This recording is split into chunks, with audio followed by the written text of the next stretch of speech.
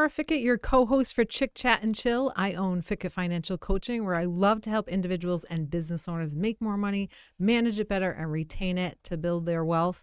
If you want a free consultation, I am open to sitting and chatting with you after our podcast, of course, about how to increase your wealth. But I'm going to introduce you to my co-host, Antoinette. Hi, I'm Antoinette. I'm the owner of Pixel This. It's a full-service design firm, and we do everything from packaging to promotion, media, anything to help your brand, your service, and get you out there and noticed. So I'm excited. Today's topic is about time management, and I have some skills in this area, but Laura actually hosts an actual workshop on this. So I'm excited to up my game, and I hope you are too. So Laura, why don't you take it off? Well, a lot of people ask me about time management because I do have 4 kids and a husband, so technically like 5. And and then I run a couple businesses, and I still find time to do hobbies and horseback ride and get away and do all kinds of things. So people are constantly asking me, like, how do you do it all? And time management is really the key. We have 168 hours in a week. And if you're not making the best use of all of those, really, that's where people say, I don't have enough time. So I challenge you, if you think you are somebody that doesn't have enough time, take a look at your phone, go into the settings and see how much screen time you're actually using. That's one of the things I recommend people look at the most, because although technology can make us efficient, it can also make us very inefficient. So when I'm talking to my clients, I do run a 4-week workshop on over Zoom, so anyone in the country can take it, on time management. And one of the first things I do is I tell people, let's track your time for a week and see where it's going. And that is very helpful because, like, anytime you want to do something, I've never been through Weight Watchers. I hear it's a great program, or any of the programs to lose weight. They track your eating, track your calories. In finance, I tell people, like, let's track your spending. So you should do it with time. So spend the next week, track your time, see where you're spending your time, and where do you want to be spending your time. And a lot of times those two are 2 different places. I want to be spending my time doing a hobby. I am spending my time on my phone or things like that. So that's number 1. I always tell people, like, track your time for a week and let's see where your baseline is and go from there. Do you have like a number 1 thing that you tell people? Because you're pretty busy too. Well, I want to kind of circle back with something, just because people, I don't watch TV. Like, I gave up television well over 10 years ago, maybe. It was a long time. So whenever people learn that I don't watch TV, they're like, oh my God, what do you do? So that right there tells me that people are spending a whole lot of time just sitting on their couch staring at a box. So Mine's a rectangle box. Boxes come in all sizes. I'm a package designer, I know. But so when people think like they don't have things they could give up, I just kind of wanted to start with that. But I would say, like, my one thing about time management is where I get stuck. So this is the biggest thing, is that kind of analysis of paralysis of where you're like, oh, I have all this stuff to do and how's best to do it. You almost got to just get in there, even if it's not the best strategy, but at least so you start taking steps towards whatever you need to accomplish. Yeah, like the Swiss cheese, like punch a hole through it, and at least there's less there next time. And then you could, once you kind of start it, it's a little easier to kind of, wipe up the mess and see, what to do next time. Except when I'm cleaning my closet, because then I'm like, oh yeah, I'm going to start it. And I take everything out. And then about halfway through, I'm like, you don't feel like doing this anymore. And then all this stuff is like out into my bedroom. Yeah, that's what my am life. I supposed to, what am I supposed to do with that? So I'm a huge fan of timers. So that you can buy timers, but everybody has timers on their phone. So I think you can do anything for 15 minutes, right? I mean, so if there's something that you can't get started and you're in that analysis of paralysis kind of stage, like, oh, I don't want to get started, set a timer for 15 minutes and be like, okay, I'm going to just do it for 15 minutes. And at least I'm getting started on the project. And oftentimes you'll add time because you'll start gaining momentum. You're like, I'll do another 15. I'll do another 15, kind of like a snooze button almost. But getting started really is the key for people. You just have to do it. And sometimes thinking, well, this project's going to take me 5 hours is what stops you. So if you're like, I'm just going to do 15 minutes, that's how you can get started. But time wasters is the huge, most people that I talk to, like, I don't have any time. I'm so busy. We're all the busiest people we know, right? But we do make time for certain things that are very important. Like if you were told that you absolutely, if you're sick, right? You make time to stay in bed. Like, you might fall behind on things, but you have to make time to take care of yourself. No, that's true. So, you can always make time. So I think finding out like where you're spending your time, and then like you eliminated television because you're like, it's not important to me. I do watch television. My husband and I will pick a series and we'll watch it together because I'm using that as relationship time. Like we're spending time together, and just for those of you that do that, it is cheating if you watch that show without the other person. Apparently, like it's like a new form of cheating in 2025. If you're watching a show together, like do not watch it alone and go ahead. That's a no in a relationship. Yeah, they'll definitely know. But I think another thing that I kind of learned where I fall is like when I want to do something, I have like the attention span of a fruit fly a lot of times. Like I'll sit there. I'm like, oh, I'm going to do this. And then I'm like, oh, shiny object, So, and one of the things too is like when you tackle a task, break it down to small steps. But when you tackle a task, make sure you have all the things to do the task. Because a lot of times I'll just go, oh, I'm going to do this. Like, let's say empty out the kitchen drawer or whatever. But then I'm like, oh, but the garbage is in this or this room, and then next thing I know I'm walking in all these other rooms, and then I'm looking at something else, and then I'm like, oh, there's this other project and then I forget, oh wait, was there a drawer? So before you begin, just make sure everything is there, you have the time allotted, you're not going to be interrupted. If you live with people, just say, give me half an hour, and be able to take that time and make it actually effective. Yeah, well, that's where the if you set the alarm, that comes in handy too. So say you get lost in your house and then the timer goes off and you're like, oh, I was supposed to be cleaning out the drawer. So like I wasted 15 minutes, but at least it got you back on track. Yeah. Yeah. So that's one good tool. Time chunking is something that's very important for me. And what that basically is I want to be focused on something and I can be super productive, but the buzzes and the dings and all of society's, something's trying to grab our attention, like our phone or our email or all that kind of stuff. I will chunk time together. Okay, I'm going to spend a half an hour on this. I'm not going to be answering phone calls or answering emails or text messages. I will put those all together, and maybe 3 times a day I will do those. Because when you are working on something and you interrupt yourself, they say, and I don't know who they is, so don't ask, because I haven't figured it out, but people always, well, they say, I don't know who they is, but anyway, they say it takes you 20 minutes to get back into the groove. Like you wasted 20 minutes. So you think, oh, I'm just going to quickly send this email, or I'm just going to quickly do this text message or pick up this phone call. But now you've wasted 20 minutes because in order to get back into what you were doing is going to take 20 minutes. So I'll be like, okay, for the next half an hour, I'm going to do this.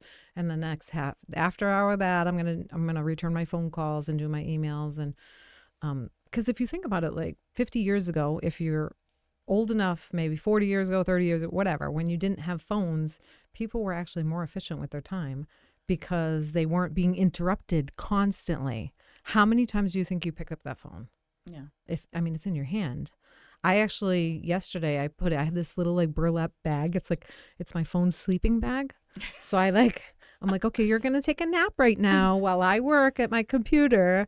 And yes, this is how Laura Fickett's brain works. Like we have these conversations during the day. So I put my phone in its little nap bag and I worked for a little bit and it was making all kinds of noises. And so I had to turn it on vibrate, silly little phone.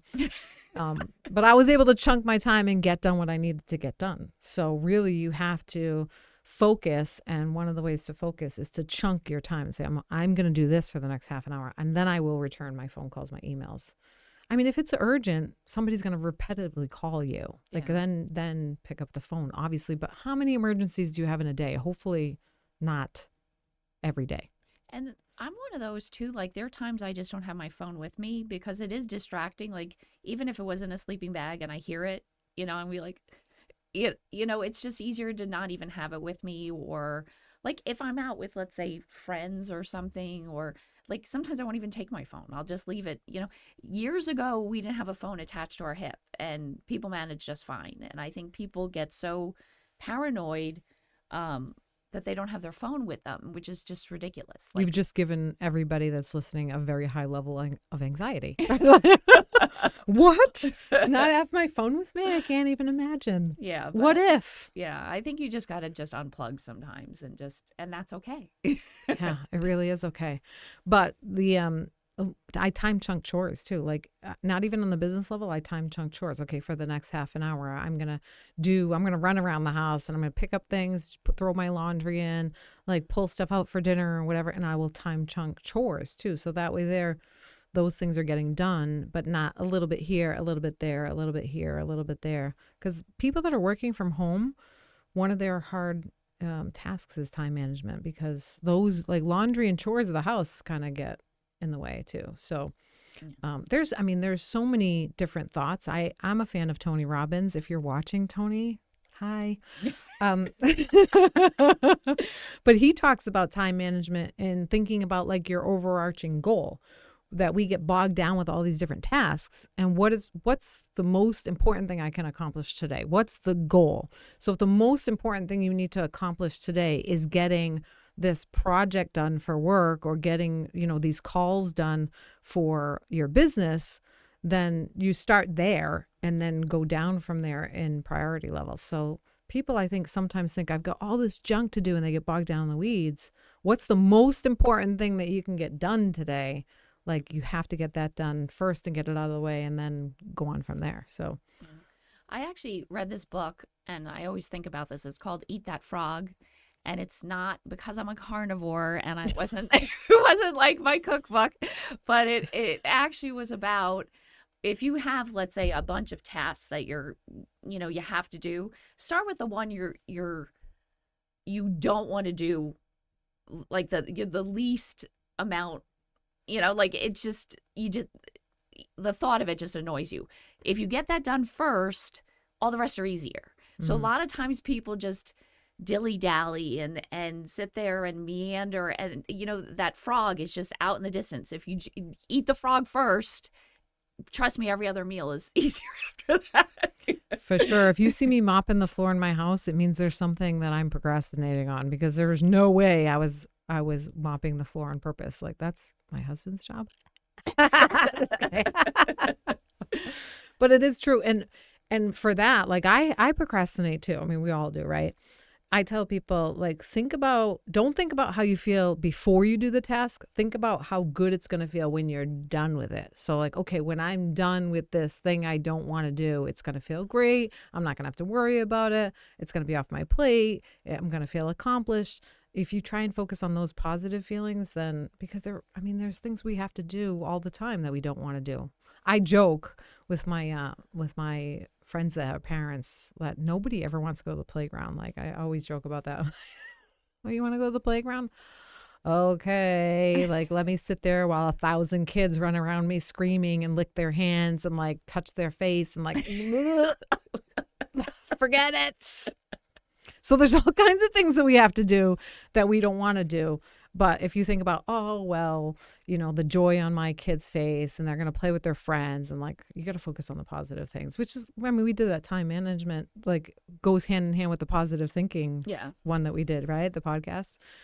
So try to think of the positive things of getting those daunting tasks done. And maybe that'll be easier for you to get started. And then there's a trick that I do. So like if I'm working, usually I need it pretty quiet. Otherwise it's just hard to concentrate, especially with you're doing intricate design or a report or something like that.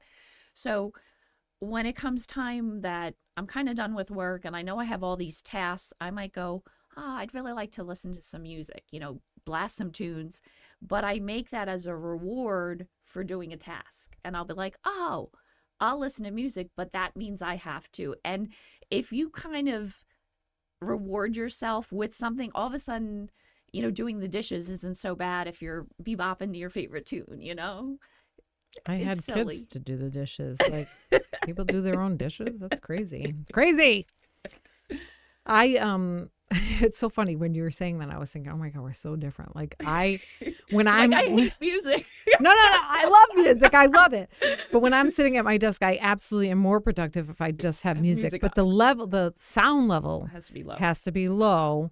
But if I'm cooking, then the sound level has to be high, and then I can run around the kitchen like the Swedish, like the Swedish chef and all that kind of stuff. So I use music to either like make me have more energy or less energy, more focused. But the volume is what does it for me versus like the tunes themselves. I don't use it like so much as a reward because if you know me, I try and reward myself all day, every day. I'm all about the rewards. No, but I find too, even not to go down like a rabbit hole with the music, but like it's important to have either like playlists or really, like stations that are kind of in there, because I find if I just listen to the regular radio, before long, then I'm annoyed at the song they're playing, and then I'm changing the station, and that gets me out of my groove. So it just helps if, that'll kind of break apart a good, a good task that I'm right in the middle of stuff, and then it's like, God, I hate this artist. Why are they playing? I mean, so when I know. You crack me up, I'm telling you. It's like life or death, don't they know he sucks and he shouldn't be on this channel, but that's why my playlists help me out. All the guys watching are like, these girls, I don't understand their brains. I just don't get it. But I think, I don't know any guys that think they should understand a girl's brain. Oh, well. Most of them just like know we're different and they get that. It's women that think men are just badly behaving females in general. Yeah, that's true. But but you are right. Like a playlist is good. Like, and I have different playlists. Like if I'm going to work out, not go to the gym because you guys already know me. I'm not going to the gym. But if I'm going to work out, like I need the high energy playlist. But if I'm going to be focused, I need something a little bit more soothing. I have a trampoline playlist because I have one in my living room. So sometimes I just want to get on there and totally not surprised. Not surprised at all. But it can be motivating, right? Yeah. I mean, one other thing I tell people that you don't think about is that try to find your peaks and valleys during the day. So this is something really important. So think about like, I'm not a morning person. People think I am, even though I don't drink coffee because I can motivate myself, but music usually motivates me in the morning. But I start rolling around 8:00. Like some people roll around 5:00 or 4:00. Like good for you. Happy for you. If that's your thing. It's not mine. But my peak time, like 8:00 till I say like 12, 8 to 12 in the morning, I can get a lot done.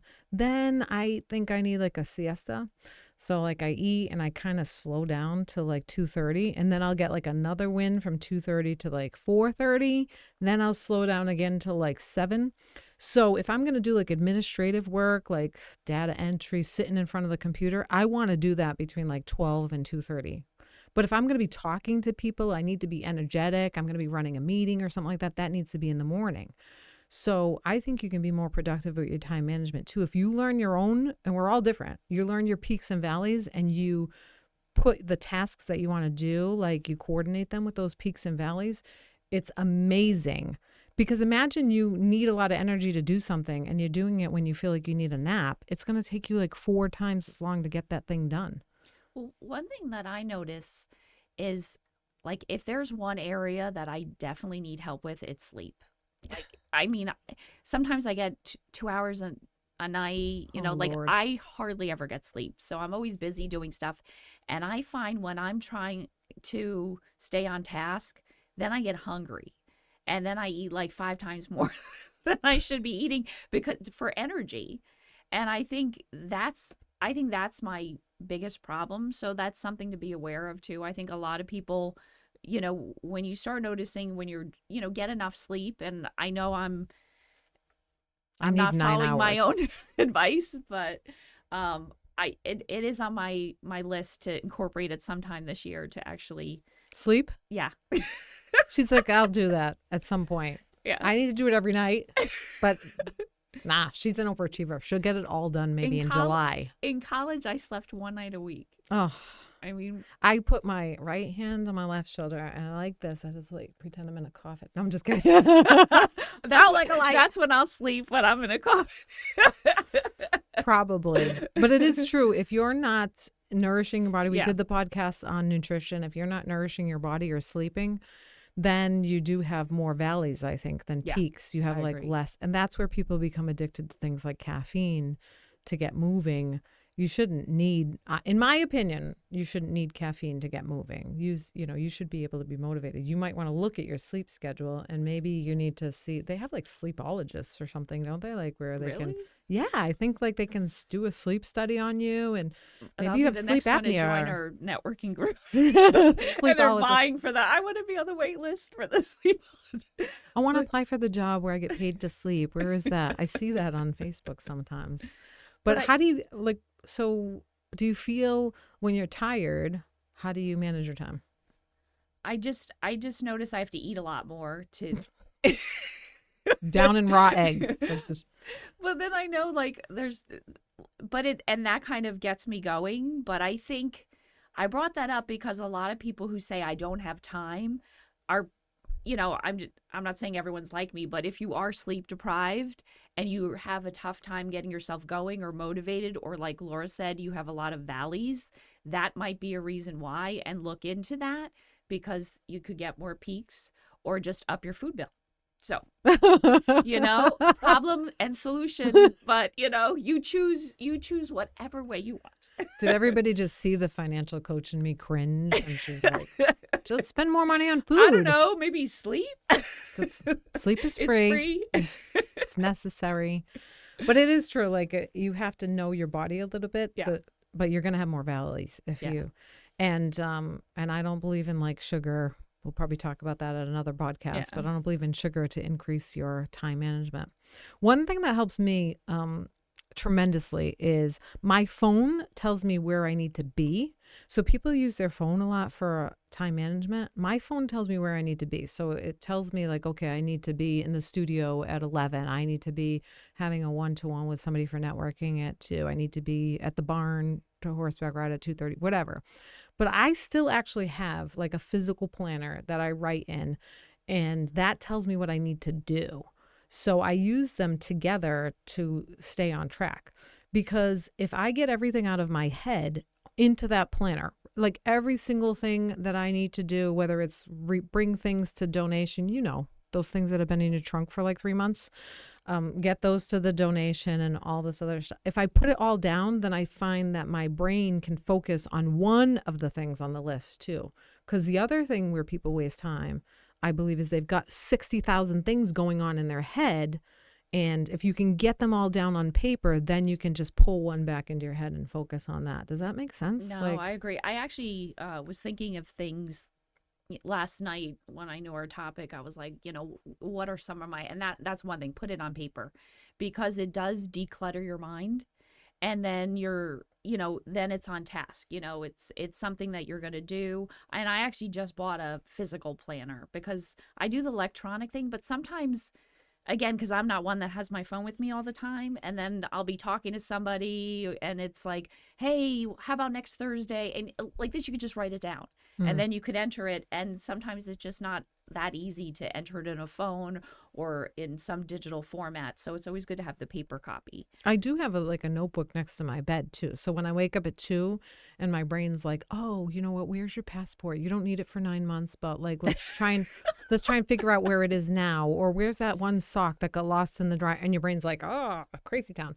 I write things that I have to do. Like, I don't even turn on the light. You should see it. It's amazing. I should have brought it in like a show and tell. But I write it down, like, and my brain's like, oh, okay, she wrote it down. We don't have to forget. We'll find passport, like all this other stuff. And I can go back to sleep. And then, and I do bother God, like all the time. I'm like, God, please, I know like you've got so many bigger problems on your mind, but can you just please put me back to sleep? Because I need sleep. I'm not like Antoinette. Like But I wake up and I look at that list and I'm like, what hieroglyphics is this? Like, so like I totally tricked my brain into thinking that I got it out. But you do need to clear your mind in order to focus even on something like sleep. Yeah. Because when I wake up, my brain is like got 1,000 things it wants to do. And my body's like, we're lying in a cozy bed right now. Like, we're not on the same page here. So that's my problem, because sometimes I'm like, you know what, let me try to get an hour of sleep. And then I'll lie down and my brain's going crazy. And then next thing I know, it's like an hour later, I'm like, okay, let me just get up and work because I'm not going to sleep. But I do need something to do that. Yeah, and half an hour goes by really fast. We did good on time management, I think, for our time management session. Hopefully we gave you a lot of tips and tricks and things that you can try and implement. If you have any other questions, like I said, I do free consultations. I have a 4-week workshop on time management that's on Zoom. So if you want to take that, it's a low-cost, highly effective way to take back some of your time. But we got to wrap things up here. Our next topic, we are going to talk about vaccines. So I don't know if you're on board or if you're staying away. I personally am letting God protect my immune system. So we'll talk about that. But it's going to be a great topic. It's a controversial topic, especially right now. I know 40 years ago, everybody was just going to the doctor and getting them done. And now people have a lot of questions. So we're going to discuss that. But do you have anything to say on our next topic? I'm sure you do. Yeah. Well, I think the main thing is just like, let's discuss the topics. I'm all for people making their own choices. My biggest issue is when they force choices upon you. And I think that's wrong. But I'd like to discuss some of the things because it is a topic that has been hushed publicly. You know, we have to be careful what we say and how we say it. And if there wasn't some kind of conspiracy theory about it, we should be able to say whatever we want. So true. Yeah. All right. We're going to wrap things up here. As always, never stop learning and never stop laughing. See you next week. Bye.